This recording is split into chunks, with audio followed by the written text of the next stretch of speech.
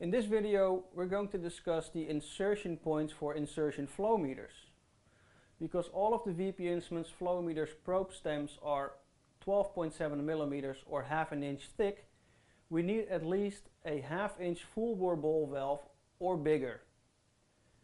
These ball valves are either equipped on a welded tap or on a hot tap saddle.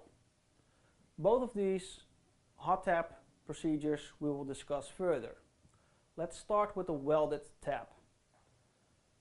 With the welded tap you need to depressurize the system. You need to have a mechanical contractor and welder come in to weld a half-inch tap on the pipe. Make sure that the guy doing this job drills a hole in the pipe bigger than 12.7 millimeters. Smaller means that you cannot insert the flow meter inside the pipe, which is critical for accurate flow measurement. So the hole needs to be 13, 14 or 15 millimeters at least. Here we show you a welded tap on the pipe with a ball valve, which is a half-inch full bore, and on top of that we have the compression fitting with integrated safety cable. Alternatively, you can use a hot tap saddle to create an insertion point for the insertion flow meters.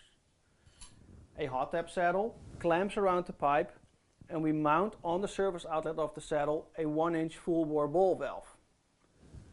We use this 1-inch full bore ball valve because the drilling tool is also connected with a 1-inch thread connection.